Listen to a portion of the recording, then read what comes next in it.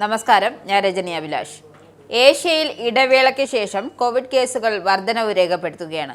ഹോങ്കോങ്ങിലെയും സിംഗപ്പൂരിലെയും ജനസാന്ദ്രതയുള്ള കേന്ദ്രങ്ങളിലെ ആരോഗ്യ അധികൃതർ കോവിഡ് കേസുകൾ കുതിച്ചുയരുന്നതിനാൽ ജനങ്ങൾക്ക് മുന്നറിയിപ്പ് നൽകിയിരിക്കുകയാണ്. കേസുകളുടെ വർധനവ് ഏഷ്യയിലുടനീളം വീണ്ടും ഉയർന്നുവരുന്ന ഒരു തരംഗത്തിന്റെ സൂചനയാണ് നൽകുന്നത്. ഹോങ്കോങ്ങിലും കോവിഡ് വ്യാപനം വളരെ ഉയർന്ന നിലയിലെത്തിയിട്ടുണ്ട്.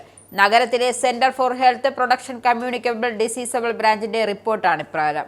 കോവിഡ് പോസിറ്റീവ് ആണെന്ന് പരിശോധിക്കുന്ന സാമ്പിളുകളുടെ ശതമാനം ഒരു വർഷത്തെ ഏറ്റവും ഉയർന്ന നിലയിലെത്തി എന്നും വ്യക്തമാക്കുന്നു. മെയ് 3 അവസാനിച്ച ആഴ്ചയിൽ 31 പുതിയ കോവിഡ് കേസുകളാണ് റിപ്പോർട്ട് ചെയ്തിരിക്കുന്നത്. മരണങ്ങൾ ഉൾപ്പെടെയുള്ള ഗുരുതരമായ കേസുകളുടെ എണ്ണത്തിൽ ആശങ്കാജനകമായ വർധനവാണ് ഡാറ്റ കാണിക്കുന്നത്.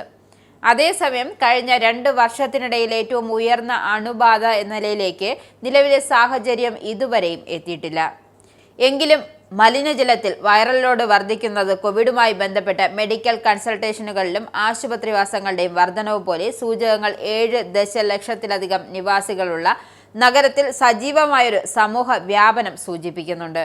കോവിഡ് ബാധിച്ചതിനെ തുടർന്ന് ഈ ആഴ്ച അവസാനം തായ്വാനിലെ കാവോസിംഗിൽ നടക്കാനിരുന്ന തന്റെ സംഗീത പരിപാടികൾ ഹോങ്കോങ് ഗായകൻ ഈസൺ ചാൻ റദ്ദാക്കിയിരുന്നു. സമാനമാണ് സിംഗപ്പൂരിലെയും അവസ്ഥ. ഈ മാസം ഏതാണ്ട് ഒരു വർഷത്തിനിടെ അണുബാധകളുടെ എണ്ണത്തിൽ സിംഗപ്പൂർ ആരോഗ്യ മന്ത്രാലയം ആദ്യ അപ്ഡേറ്റ് പുറത്തിറക്കിയിരുന്നു. അതിനാൽ സിംഗപ്പൂരും അതീവ ജാഗ്രതയിലാണ്. മെയ് 3 അവസാനിച്ച ആഴ്ചയിൽ കഴിഞ്ഞ 7 ദിവസങ്ങളെ അപേക്ഷിച്ച് 14,200 കണക്കാക്കിയ കേസുകൾ 28% വർധനവ് രേഖപ്പെടുത്തി. ദിവസേനയുള്ള ആശുപത്രി പ്രവേശനത്തിലും ഏകദേശം 30% വർധനവുണ്ടായി. ജനസംഖ്യയുടെ പ്രതിരോധ ശേഷി കുറയ്ക്കുന്നത് പോലുള്ള ഘടകങ്ങൾ വർധനവിന് കാരണമാകണമെങ്കിലും മഹാമാരി സമയത്തേക്കാൾ പ്രചരിക്കുന്ന വകഭേദങ്ങൾ കൂടുതൽ പകരാൻ സാധ്യതയുള്ളതാണോ എന്ന്, കൂടുതൽ ഗുരുതരമായ കേസുകൾക്ക് കാരണമാകുമോ എന്നും നിലവിൽ ഒരു സൂചനയുമില്ല എന്ന് സിംഗപ്പൂരിന്റെ ആരോഗ്യ മന്ത്രാലയം വ്യക്തമാക്കുന്നുണ്ട്.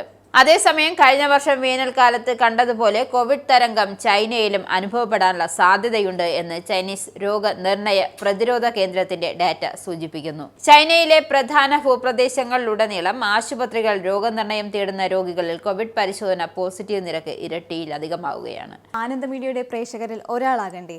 യൂറോപ്പിലും US-ലും ആഫ്രിക്കയിലും അടക്കം പ്രവാസികൾ ഉള്ളയിടങ്ങളിലൊക്കെ ജനപ്രിയ ചാനലുമായി ആനന്ദ് മീഡിയ ഒപ്പമുണ്ട്. ഏഷ്യാനെറ്റ് ഫ്ലവേഴ്സ് അടക്കം നിങ്ങളുടെ വിരൽത്തുമ്പിലെത്തും. ആദ്യം റോക്കു ബോക്സ് സ്വന്തമാക്കുക.